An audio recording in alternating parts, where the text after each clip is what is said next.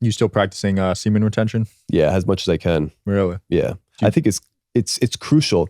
And it's crucial not only for life force, bro. It's crucial for discipline, bro. It's crucial for realizing that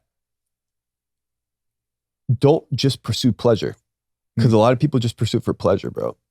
Or coping mechanism, or trying to escape, or, oh, I can't potentially find a person. That's why you have the whole incel culture. And it's all potentiated, bro. It's all potentiated through the internet. It's all potentiated through propaganda.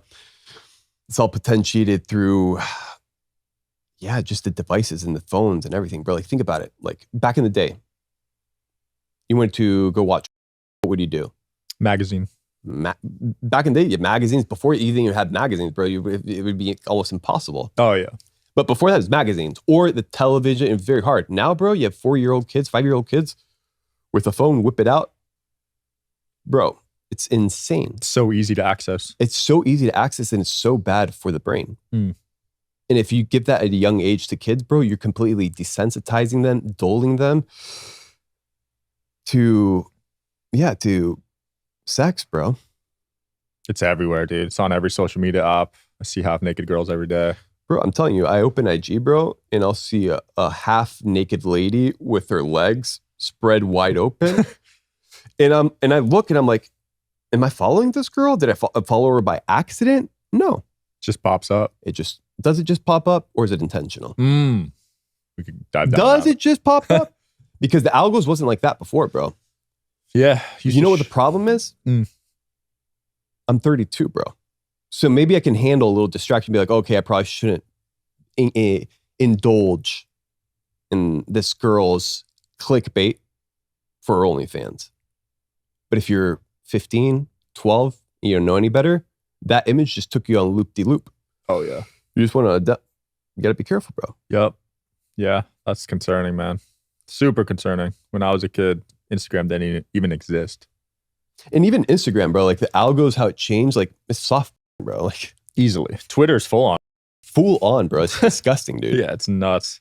Like I literally did #fitness, and it's just guys going at each other, railing each other. Oh my God. I'm not even kidding, bro. It's disgusting, dude. That's crazy, dude.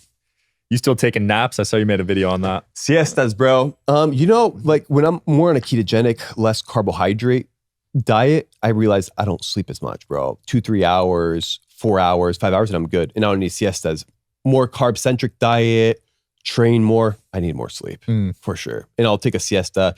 Usually, sweet spot, 16 to 18 minutes. That's it? Yeah. If I overdo it, bro, like 19, 25, I'm like, I need to do an hour because I'm already getting into deeper sleep. Damn. That's why in Japan, bro, it's optimization, bro. Like the companies have the power nap stations, give an object in the hand of the person. When the object falls off, usually in that time span, 12 to 20 minutes, falling into deep sleep, wake them up, feel recharged. Whoa, that's cool. Yeah, sometimes what I'll do is I invested in a espresso machine. So I'll do like a quick espresso nap.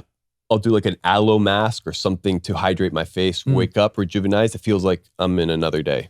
Wait, you can nap off of a shot? Sorry. That would be hard. Definitely not Johnny Walker shot. A coffee shot. Oh, got it. So espresso, I'll do like an espresso. I'll do an Americano. I'll drink it and then I'll go take the nap. So by 15 minutes, 16 minutes, not only am I waking up from deep sleep, but I already had the caffeine also kicking in. So it's kind of like, boom, I'm ready to go. Cold water, ice, and it's brand new day. Still sleeping on the futon? Yeah, on the floor, 100%. And I've been sleeping here in the hotels, on the beds and stuff, and I already start noticing a little tightness on the back. Damn. Because a soft bed just kind of like, think about modern man, bro. Like we're always like hunched over, bro.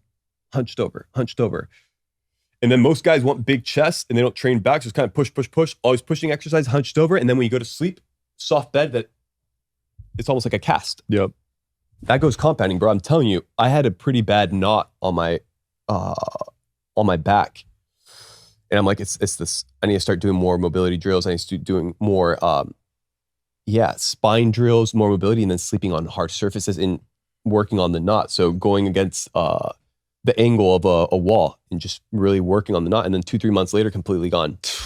I need to start doing some stuff like that because I got a Pronuvo scan, full body MRI. I had arthritis already in my back. Dang. At 28. Crazy, man.